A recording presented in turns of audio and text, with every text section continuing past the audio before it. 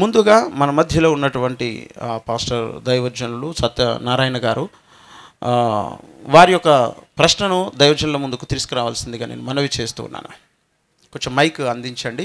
ఎవరు కూడా కెమెరా ముందుకు రాకూడదు, కొంచెం గమనించండి. ఎందుకంటే ఇక్కడ చాలామంది సమావేశమై ఉన్నారు కనుక ఈ విషయాన్ని గమనించండి. థ్యాంక్ యూ అండి మార్క్ బాబు గారు, యథార్థవాది టీవీ ఛానల్ CEO గారికి ప్రత్యేకమైన ధన్యవాదాలు.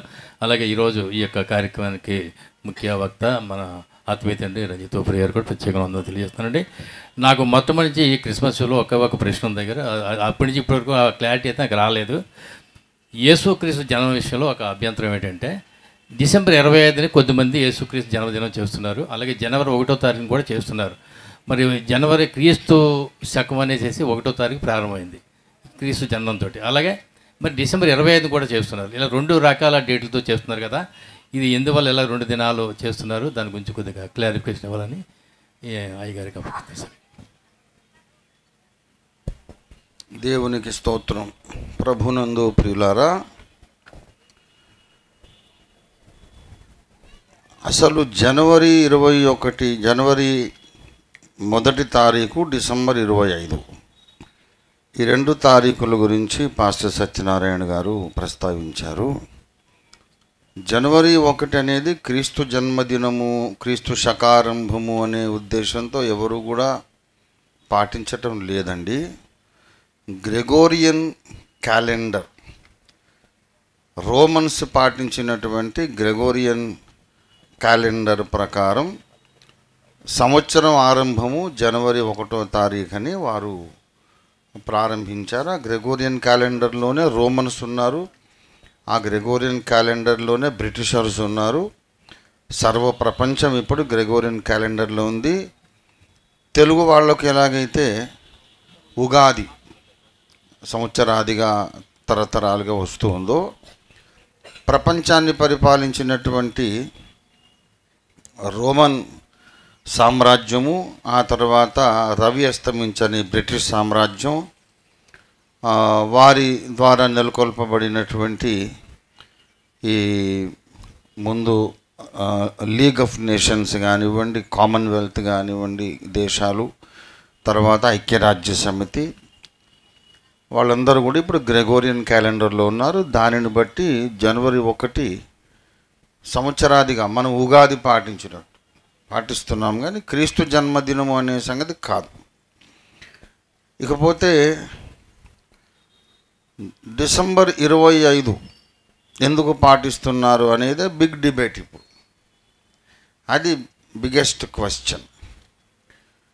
అయితే ఇది ఇంకా అది ఈ ఒక్క ప్రశ్న ఈ డిబేట్కు సరిపోతుంది. దానికి నేను సమాధానం తప్పకుండా చెప్తాను. మొట్టమొదటి విషయం ఏంటంటే, అందరూ సావధానంగా వినాల్సిందిగా మనవి చేస్తున్నాం. యేసు ప్రభు వారి జన్మదినము అసలు డిసెంబర్ 25 కానే కాదని, అది రోమన్ ప్రజలు వాళ్ళ మతములో, రోమన్ మతములో సూర్యదేవుని ఆరాధకులుగా సూర్యదేవుని జన్మదినం డిసెంబర్ 25 వాళ్ళు పాటిస్తూ వచ్చారు గనుక, కాన్స్టాంటైన్ చక్రవర్తి కాలంలో అతడు క్రైస్తవుడుగా కన్వర్ట్ అయిన తర్వాత, మతం మార్చుకున్న తర్వాత, కాన్స్టాంటైన్ రోమా చక్రవర్తి రోమా సామ్రాజ్యం అంతటా కూడా క్రైస్తవ మతాన్ని అధికారిక మతంగా వారు ప్రకటించిన తర్వాత, official religion throughout the Roman empire Christianity అని ప్రకటించిన తర్వాత, ఇంకా యేసు ప్రభు జన్మదినం ఎప్పుడో తెలియక వాళ్ళ సూర్యదేవుని ఆరాధన దినం ఏదైతుందో డిసెంబర్ 25, అప్పటికే గ్రెగోరియన్ క్యాలెండర్ ఉంది. ఆ గ్రెగోరియన్ క్యాలెండర్ ప్రకారము 25 డిసెంబరు మొత్తం రోమా సామ్రాజ్యం పరిపాలించినంత మేర పబ్లిక్ హాలిడే, గవర్నమెంట్ హాలిడే. కాబట్టి అదే దినం క్రీస్తు జన్మదినంగా పాటిద్దాం అని సూర్యదేవుని జన్మదినం అనుకున్నటువంటి రోమన్ విశ్వాసాన్ని క్రైస్తవ్యంలోకి తెచ్చి డిసెంబర్ 25 యేసు ప్రభు వారి జన్మదినం, ఈయన నీతి సూర్యుడు కదా, అలా కూడా దోషం లేదు అనే ఉద్దేశంతో ఇలాగ కన్ఫర్మ్ చేశారనేది ఒక వాదము, ఒక ఆర్గ్యుమెంట్ అది. అయితే ఈ వాదము సత్యము కాదు అని నిరూపించినటువంటి మేధావులు చాలామంది వీడియోలు షూట్ చేసి ఇంటర్నెట్లో అప్లోడ్ చేశారు. December 25 Jesus birthday, Christ birthday అని మీరు గూగుల్ సెర్చ్ చేస్తే మీకు చాలా వీడియోస్ సర్ఫేస్ అవుతాయి. ఇక అవన్నీ నేను మీకు చెప్పడం ఇప్పుడు టైం వేస్ట్ అయిపోతుంది. కానీ క్రీస్తు జన్మదినమును గూర్చినటువంటి స్పష్టతనిచ్చినటువంటి క్రైస్తవ అపాలజిస్ట్స్ ఇద్దరు ఉన్నారు. ఒకరు రెవరెండ్ డాక్టర్ శౌరిబాబు గారు. నేను ఉదయమే ఈ వీడియోస్ను మార్క్ బాబు గారికి నేను పంపించాను. మీకు అవకాశం ఉంటే దాన్ని థంబ్నెయిల్ అయినా కనీసం స్క్రీన్ మీద చూపించండి. థంబ్నెయిల్ కిరణ్కి పంపిస్తే తాను కెమెరామెన్ కిరణ్ గారు షో చేస్తారు. రెవరెండ్ డాక్టర్ శౌరిబాబు గారు ఆ చక్రవర్తుల పేర్లు, ఆనాటి సంస్కర్తలు, ఆనాటి చరిత్రకారులు వాళ్ళందరూ చెప్పినటువంటి చారిత్రక ఆధారాలు, వాళ్ళ యొక్క ఆజ్ఞలు, వాళ్ళ యొక్క రాజశాసనాలు అన్ని ఆధారాలతో చక్కగా అథెంటిక్గా నిరూపించారు రెవరెండ్ డాక్టర్ శౌరిబాబు గారు. ఇంకొక యువ దైవజనుడు బ్రదర్ ఎం శాంసన్, ఎంఎస్ఎం అనుకుంటా వారి ఛానల్ పేరు, అది కూడా నేను మీకు పంపించాను. స్క్రీన్లో చూపించండి నాయన, రెండవది కూడా చూపించండి. మీరందరూ కూడా, ఎందుకంటే టైం వేస్ట్ కాకుండా ఉంటారని నేను చెప్తున్నాను. ఈ ఇద్దరు దైవజనులు కూడా చాలా విశేషమైన కృషి చేసి మన శాంసన్ అనే బ్రదరు చాలా అద్భుతంగా చాలా రీసెర్చ్ చేసి వారు హెబ్రీ గ్రీకు భాషలు కూడా నేర్చుకున్నారు.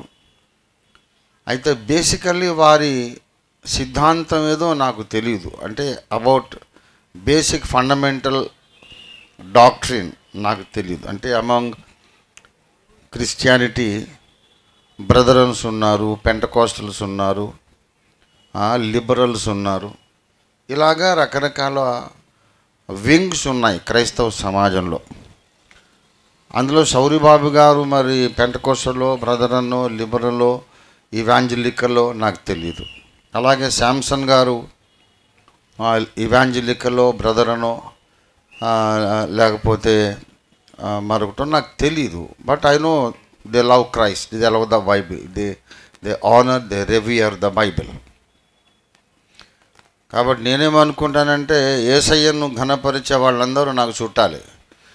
యేసు ప్రభు నా దేవుడు, నా ప్రభువు అనుకునే వాళ్ళందరూ నాకు దగ్గరి రక్త సంబంధికులని అనుకుంటా నేను. అది నా త్రికరణ శుద్ధిగా నేను చేస్తున్నటువంటి ప్రకటన.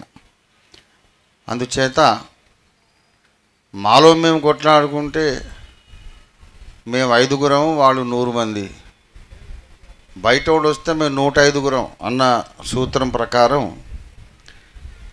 క్రీస్తు జన్మనే ప్రశ్నిస్తున్నటువంటి దుండగులు ఉన్నప్పుడు క్రైస్తవులందరూ ఒక్కటి కావాల్సిన అవసరం ఉంది. దేవునికి స్తోత్రం కలుగును గాక. యేసయ్య నా దేవుడు, నా ప్రభువు, నా రక్షకుడు అన్న వాళ్ళందరూ ఒక్క మనిషిలాగే ఒకటి కావాలి, ఏకం కావాలి. ఇంకా చాలామంది దైవజనులు అద్భుతంగా చెప్పారు. ఈ రెండు మీకు సరిపోతాయి. మూడవ వ్యక్తి ఉన్నారు యేసు జన్మదినమును గూర్చి చెప్పినటువంటి వ్యక్తి. ఆయన డాక్టర్ అద్దంకి రంజిత్ ఓఫీర్ గారు. ఆయనది కూడా నేను మీకు పంపించాను. అది కొంచెం చూపించండి, ఆ స్క్రీన్ మీద చూపించండి. ఓఫీర్ గారు ఏం చెప్పారంటే, అసలు డిసెంబర్ 25 యేసు ప్రభు జన్మదినం అని వాదించవలసిన అవసరము మనకు లేదు అనే హయ్యర్ లెవెల్ ఆఫ్ అపాలజెటిక్స్ నేను తీసుకున్నాం. సత్యము కొరకు మనము పోరాడేటప్పుడు వీక్ ఆర్గ్యుమెంట్ మనం తీసుకోవద్దు, స్ట్రాంగెస్ట్ ఆర్గ్యుమెంట్ టేకప్ చేయాలి. పామును కొట్టేటప్పుడు సాధ్యమైనంత పెద్ద కర్రతో కొట్టాలి. చిన్న పామైనా, చిన్న పాము కాబట్టి చీపురు పుల్లతో కొడతానంటే అది మన ప్రాణం మీదకి వస్తుంది. పామును కొట్టేటప్పుడు పెద్ద కర్రతో కొట్టాలి. బలమైన ఆర్గ్యుమెంట్తో అబద్ధాన్ని మనం ఎదుర్కోవాలి. కాబట్టి రంజిత్ తోఫీర్ గారు ఇంకో ఆర్గ్యుమెంట్ తీసుకొచ్చాడు. అసలు డిసెంబరు 25నే యేసు పుట్టాడని నిరూపించగలిగితేనే యేసు దేవుడవుతాడు అని ఈ మతోన్మాదులందరూ కూడా, ఈ ఆర్ఎస్ఎస్ మూక, ఈ విశ్వ హిందూ పరిషత్, ఆర్ఎస్ఎస్, బజరంగ దళ్ళు, లేకపోతే ఈ సంఘ పరివార శక్తులు అందరూ ఒక్క గొంతెత్తి ఘోష పెడుతున్నారు. ఏంటంటే అసలు యేసు పుట్టినటువంటి డేటే లేదు మీ బైబిల్లో. హనుమత్ జయంతి ఉంది, బుద్ధ జయంతి ఉంది, శ్రీరాముడు ఎప్పుడు పుట్టాడంటే శ్రీరామనవమి, శ్రీకృష్ణుల వారు ఎప్పుడు పుట్టారంటే కృష్ణ జన్మాష్టమి, ఇలా ఉన్నాయి కదా. మీకు అసలు డేటే లేదు మీ బైబిల్లో. అందులో మళ్ళీ ఎప్పుడు పుట్టాడో తెలియదు. కనుక అసలు యేసు ప్రభు పుట్టనే లేదు అని విద్వేషపూర్వకమైన ప్రచారాలు చేస్తున్నారు చిత్ర విచిత్రంగా. యేసు పుట్టనే లేదని ఒకడంటాడు, వాళ్ళ పక్కడే ఉండి యేసు వ్యభిచారికి పుట్టాడు, వ్యభిచారం ద్వారా పుట్టాడు అంటాడు. యేసు పుట్టనే లేదంటారు. యేసు వచ్చి నలంద విశ్వవిద్యాలయంలో చదువుకున్నాడు అంటారు. యేసు పుట్టనే లేదంటారు. యేసు కాశ్మీర్కి వచ్చి చచ్చిపోయాడు అంటారు.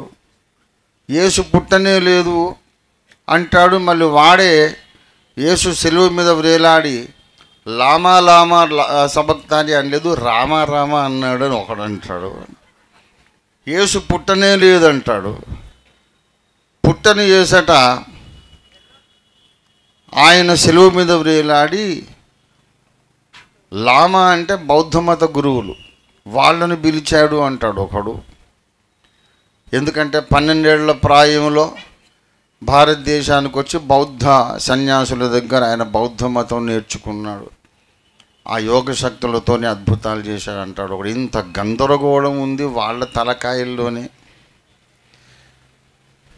యేసు పుట్టనివాడు, పుట్టని నాడు వ్యభిచారికి పుట్టాడని ఎలాగంటావు? అసలు పుట్టనివాడు వ్యభిచారికి పుట్టాడని ఎలాగంటున్నావురా? అన్నం తింటున్నావా, శుద్ధం తింటున్నావా? పుట్టనివాడు వ్యభిచారికి పుట్టడం ఏంటి? పుట్టనివాడు నలంద విశ్వవిద్యాలయం రావడం ఏంటి? అసలు పుట్టనివాడు రామారామా అనడం ఏంటి? అసలు పుట్టనివాడు లామాని ఎలా పిలుస్తాడు? అసలు పుట్టనివాడు కాశ్మీర్కి ఎలా వస్తాడు? కాబట్టి యేసును వ్యతిరేకించే వాళ్ళు ఎవరూ కూడా తెలివిగా మాట్లాడడానికి అవకాశం లేదు. దుర్మార్గమైన వాదాలు, తెలివి తక్కువ వాదాలే వాళ్ళు ఉపయోగిస్తారు అనేది నేను చాలాసార్లు చెప్పాను. నేను చెప్పినటువంటి ప్రసంగం కూడా చూపించారా? అది తంబనేల్, అది వినండి దయచేసి. ఏసే జ్ఞానము గనుక యేసుకి వ్యతిరేకమైన ప్రతివాదన జ్ఞానానికి వ్యతిరేకమైన వాదన. ఏసే జ్ఞానం అని బైబిల్ చెబుతోంది. కనుక యేసుని వ్యతిరేకించేవాడు జ్ఞానాన్ని వ్యతిరేకిస్తున్నాడు. వాడు తెలివిగా మాట్లాడడానికి అవకాశం లేదు. ఇప్పుడు చెప్తున్నాను, నేను చెప్పిన మాట, బ్రదర్ శాంసన్ గారు చెప్పిన మాట, ఇంతకుముందు అసలు ఇంకా అనేక మంది దైవజనులు చెప్పిన మాట, అందరికంటే ముందు మహాజ్ఞాని అయిన సొలొమోను మహారాజు చెప్పిన మాట ఏంటంటే, ఒకని జన్మదినము కంటే ఒకని మరణ దినము మేలు.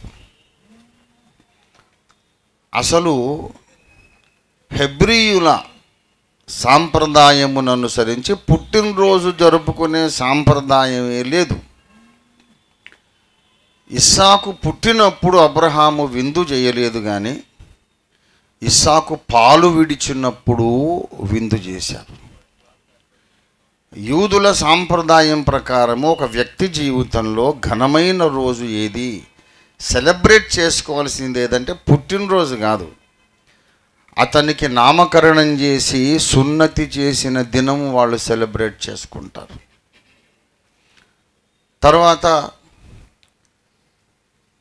అతను పాలు విడిచిన రోజు సెలబ్రేట్ చేసుకుంటారు. అందుకే బైబిల్లో ఎవరి జన్మదినము కూడా రాయబడలేదు. నాట్ ఓన్లీ జీసస్, అసలు బైబిల్ సాంప్రదాయమే కాదు జన్మదినాన్ని జరుపుకోవడం. అది ముఖ్యము కాదు.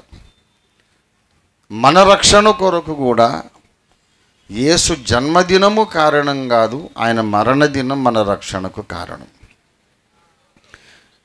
గనుక అసలు జన్మదినము అనేది క్రిస్టియన్ కాన్సెప్టే కాదు. అయినా సరే ఇప్పుడు మన దేశంలోనైతే దేవతలు అనబడ్డ వాళ్ళందరికీ కూడా ఒకటేదో ఒక జయంతి ఉందిగా. బుద్ధ జయంతి, హనుమత్ జయంతి, రామనవమి, కృష్ణాష్టమి ఇలాగ ఉన్నాయిగా. మరి ఒకడు పుట్టి ఉంటే పుట్టినరోజు ఉండాలి కదా అనే వాదనే the most stupid and idiotic argument, senseless argument. ఒక మనిషి పుట్టాడు అంటే అతని జన్మ తేదీ మనకు తప్పకుండా తెలియాలి అని ఆర్గ్యుమెంటే నాన్ సెన్సికల్ ఆర్గ్యుమెంట్. అది నేను చెప్పాను. డిసెంబర్ 25నే డాక్టర్ శౌరిబాబు గారు చెప్పినట్టు, శాంసన్ గారు చెప్పినట్టు, ఇంకా ఇతర మేధావులు, ప్రొఫెసర్లు, మహానుభావులు, మేధావులు చెప్పినట్టు యేసు ప్రభు పుట్టి ఉండొచ్చు. నేను ఇంకా హయ్యర్ లెవెల్కి వెళ్ళిపోతున్నా. ఎవరికైనా ఇంకా డౌట్లుంటే నేనే ఆర్గనైజ్ చేస్తాను. డాక్టర్ శౌరిబాబు గారిని, డాక్టర్ శాంసన్ గారిని పిలిచి, కాదనేవాడు ఎవడో వీళ్ళని ఢీకొనండిరా అంత మొనగాడు ఉంటే అని చెప్పి నేను పిలుస్తాను. వాళ్ళిద్దరూ సామాన్యమైన పిండాలు కాదు. వాళ్ళు చాలా ఫండ్ ఆఫ్ నాలెడ్జ్ అన్నమాట ఇద్దరు కూడా. సరే, ఆ లెవెల్ వదిలేద్దాం మనం. ఒక మనిషి పుట్టాడు అంటే అతడి జన్మ తేదీ మనకు తెలియాలి. ఆ జన్మ తేదీ తెలియకపోతే వాడు పుట్టినట్టే అసలు మనం ఒప్పుకోకూడదు అనేదే శుద్ధ తెలివి తక్కువ వాదన. ఎందుకంటే మీ అమ్మమ్మ యొక్క అమ్మమ్మ యొక్క అమ్మమ్మ యొక్క అమ్మమ్మ యొక్క తాతయ్య జన్మదినం నువ్వు చెప్పగలవా? చెప్పగలవా? ఎవడు చెప్పలేడు. బుద్ధ జయంతి ఉంది. అసలు బుద్ధుడు ఎలా పుట్టాడు? శుద్ధోదన మహారాజు, శాక్య వంశంలో శుద్ధోదన మహారాజుకు జన్మించినాడు. శుద్ధోదన మహారాజు జయంతి ఎప్పుడు? నీ ఆర్గ్యుమెంట్ ప్రకారం శుద్ధోదనుడే పుట్టనప్పుడు మరి బుద్ధుడు పుట్టాడని ఎలా నమ్మాలి అంటే, మరి బుద్ధుడు పుట్టాడు, చారిత్రక పురుషుడు. అవును, అశోక చక్రవర్తి చరిత్ర పురుషుడే కదా. పురాతత్వ శాస్త్ర ఆధారాలన్నీ దొరుకుతున్నాయి కదా. మరి అశోక జయంతి ఎందుకు లేదు? అశోకుడు పలానా రోజు పుట్టాడని నువ్వు చెప్పొచ్చు. వాళ్ళ నాన్నగారి జన్మదినం ఎప్పుడు? వాళ్ళ నాన్నే పుట్టినప్పుడు అశోకుడే పుడతాడు. శుద్ధోదనుడే పుట్టినప్పుడు గౌతమ బుద్ధుడు ఎలా పుడతాడు? అసలు ఇంతకు దశరథరాజు జయంతి ఎందుకు లేదు? దాశరథి కదా శ్రీరాముల వారు. ఏమండి, దాశరథి కరుణాపయోనిధి అని చక్కని శతకం ఉండేది నా చిన్నప్పటి క్లాస్ పుస్తకాల్లో. దాశరథి అంటే దశరథుని యొక్క సంతానము అని. ఏమండి, మరి దశరథుల వారు పుట్టినటువంటి జన్మ తిథి, వారం, నక్షత్రం చెప్పగలరా ఎవరైనా? మరి దశరథుడే పుట్టిన తేదీ చెప్పలేనప్పుడు శ్రీరాముడు ఎలా పుడతాడు? అరే శ్రీరాముడు అలా ఆయనకు పుట్టలేదండి. అగ్నిలో నుండి వచ్చినటువంటి ఒక యజ్ఞపురుషుడు ఇచ్చినటువంటి పాయసం ఈ భార్యలు తాగితే పుట్టారు కదా అని అంటే, సరే మరి ఆ యజ్ఞపురుషుడు జన్మదినమైనా చెప్పండి. యజ్ఞపురుషుడు ఇచ్చిన పాయసానికి పుట్టాడా, దశరథుడికి పుట్టాడా? దాశరథి అని పేరు ఎందుకు? మేము అడగడానికి మాకు 1001 ప్రశ్నలు ఉన్నాయి. కనుక మొట్టమొదటి విషయం ఏంటంటే, నేను ఇప్పటికీ మా అమ్మ జన్మదినం జరుపుకుంటాను, మా నాన్నగారి జన్మదినం ప్రార్థన, మా 4 అక్కయ్యలు మేము కుటుంబ ప్రార్థన చేసుకుంటాం. మా అమ్మగారి జన్మదినం, మా నాన్నగారి జన్మదినం, వారి వర్ధంతులు చేసుకుంటాం. అలాగే మా తాతయ్య కేవి జేకబ్ గారి జన్మదినం, వర్ధంతి, ఇటు అద్దంకి అబ్రహం గారు, మా నాన్న వైపు నాన్నమ్మ గారు, అంతవరకు తెలుసు. కానీ ముత్తాత గారి తాత అంటే మాకు తెలియదు. మరి ఆ లెక్కన మా ముత్తాత గారే పుట్టినప్పుడు మరి మా వాళ్ళంతా ఎలా పుట్టినట్టు, నేను ఎలా పుట్టినట్టు? నేను కూడా పుట్టలేదా? మరి పుట్టిన తేదీ ఉంటేనే ఆ మనిషి జన్మించినట్టు అనే వాదన తెలివి తక్కువ వాదన. ప్రియమిత్రులారా, యేసు ప్రభువు వారు సమాజము మీద, ప్రపంచ రాజకీయాల మీద ఎంత ప్రభావం చూపినారంటే, అప్పటి ప్రపంచ సామ్రాజ్యమైనటువంటి రోమా ప్రభుత్వ దస్తావేజులలో యేసుక్రీస్తు పేరు ప్రస్తావించబడింది. క్రీస్తు శకము 100 సంవత్సరాలు, 160 సంవత్సరాలు, 120 సంవత్సరాలు, 300 సంవత్సరాలు ఆనాడు ఆయన సమకాలీనులైన చరిత్రకారులు యేసు ప్రభు వారి పేరు ప్రస్తావించారు. ఆయన పుట్టలేదు అనే వాదన బుర్రకాయలో గుజ్జున్నవాడు ఎవ్వడూ మాట్లాడలాగా. యేసు ప్రభు పుట్టారు, ఆయనను మొట్టమొదట చులకనగా ఎంచారు. ఏదో ఒక సన్యాసి సాధువు అనుకున్నారు. లక్షల మంది ఆయన్ని ఆరాధించేసరికి ఈ మతాన్ని నిషేధించారు. ప్రారంభంలో రోమా చక్రవర్తులు ఎక్కడ కనబడితే అక్కడ క్రైస్తవులను అడ్డంగా నరికి తెగ నరికి పారేశారు. అయినా సరే రోమా సామ్రాజ్యాన్ని మించి క్రైస్తవ్యం వ్యాపిస్తున్నది. కాన్స్టాంటైన్ కాలంలో ఆయనే క్రైస్తవుడయ్యాడు.